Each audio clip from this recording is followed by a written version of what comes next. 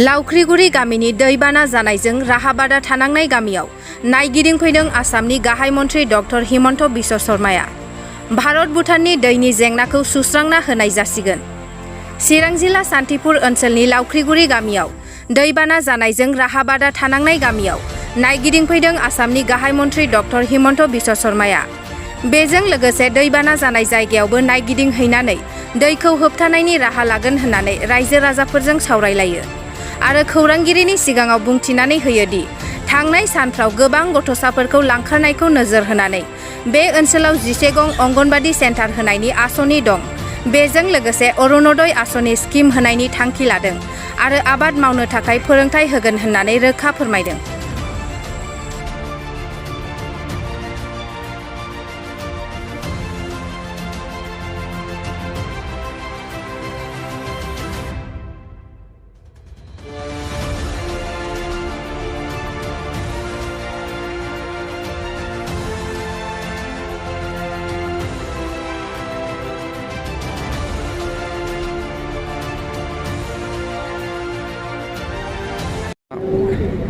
আমাৰ চিৰাং জিলাৰ উপায়ুক্ত মহোদয় বান পৰিস্থিতি ৰিলিফ আৰু ইৰোশ্যন এই গোটেইকেইটা সমস্যাৰ ওপৰত এটা প্ৰেজেণ্টেশ্যন দিলে তেখেতে আৰু আমি এই প্ৰেজেণ্টেশ্যনটো চালোঁ। যিখিনি ব্যৱস্থা লৈছে সেইখিনিৰ বিষয়ে কথা বতৰা পাতিলোঁ আৰু অনাগত দিনত এই আই নদীৰ সাব ট্ৰিবিউটৰী কেইটাক গৰাখহনীয়াৰ পৰা ৰক্ষা কৰাৰ কাৰণে কেইবাটাও ব্যৱস্থা আমি হাতত ল'ব লাগিব আৰু মই আশা কৰোঁ যে আমি নিশ্চয় সোনকালে এই ব্যৱস্থাবোৰ হাতত ল'ব পাৰিম।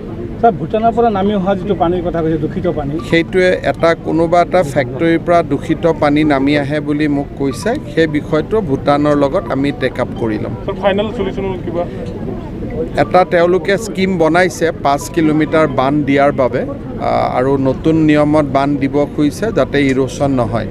আমি সেইটো পৰীক্ষা কৰি ল'ম, যদি সেইটো সম্ভৱ হয় তেতিয়াহ'লে সেইটো অনুমোদন কৰি দিম। ট্ৰেফিকৰ ভিক্টিম পৰিয়ালৰ কাৰণে জিলা প্ৰশাসনে কি ধৰণৰ ব্যৱস্থা কৰে? ট্ৰেফিকৰ ভিক্টিম ফেমিলিখিনিৰ কাৰণে বাচ্চাখিনিতো বিভিন্ন স্থানত আছে আৰু তেওঁলোকৰ শিক্ষা দীক্ষা চলি আছে। ইয়াৰ উপৰিও এই অঞ্চলত আমি নতুনকৈ 11টা অংগনবাদী কেন্দ্ৰ দিব খুজিছোঁ। আমি ইয়াৰ যিখিনি ট্ৰেফিক ভিক্টিম আদিবাসী পৰিয়াল তেওঁলোকক আমি অৰুণোদয় আঁচনি দিব খুজিছোঁ। এগ্ৰিকালচাৰ ভেটেনাৰীৰ ওপৰত তেওঁলোকক ট্ৰেইনিং প্ৰগ্ৰেম কৰা হৈছে। এনৰেগাৰ কাম ইয়াতে বঢ়োৱা হৈছে। আৰ্থ সামাজিক বিকাশৰ বাবে কেইবাটাও কাম হাতত লোৱা হৈছে আৰু এই গোটেইখিনি কাম সৰজমিন পৰ্যবেক্ষণ কৰিবৰ কাৰণে এদিন মই নিজে আহিম। মই DC মহোদয়ক ইয়াত আজি কৈছোঁ যে 18খন ইয়াত আদিবাসী ভিলেজ আছে। 5জনকৈ ডেকা ল'ৰাক ভলেণ্টিয়াৰ হিচাপে মই আইডেণ্টিফাই কৰিব কৈছোঁ যাতে তেওঁলোকক লগত লৈ গাঁৱৰ মানুহৰ মাজত আমি সোমাব পাৰোঁ আৰু ফৰেষ্টত সিঁচৰিত হৈ থকা মানুহখিনিক এটা অঞ্চলত আমি একেলগে লৈ অহাৰ চিন্তা কৰিছোঁ যাতে আমি একেলগে থাকিলে আৰ্থ সামাজিক উন্নয়নৰ বাবে কাম কৰিব পাৰোঁ। স্যাৰ, ভাৰত ভূটান সীমান্ত অঞ্চলত জল জীৱনৰ যিটো প্ৰচলিত যিখিনি আঁচনি আছে এইটো ৰূপায়ণ কৰাৰ প্ৰব্লেম হৈছে, কাৰণ এই অঞ্চলত পানীৰ খুব সমস্যা হয়। DCয়ে কৈছে যে এটা মেগা স্কিম তেওঁ কৰিব খোজে 150 কোটি টকা খৰচ কৰি। মই আমাৰ PHC মিনিষ্টাৰক ক'ম যদি এই কামটো সফল হ'ব পাৰে তেতিয়াহ'লে আমি আঁচনিখন অনুমোদন কৰি দিম। স্যাৰ, উচ্চ শিক্ষাৰ কাৰণে ভাৰত ভূটান সীমান্ত অঞ্চলত কলেজ তেনেকুৱা নাই স্যাৰ?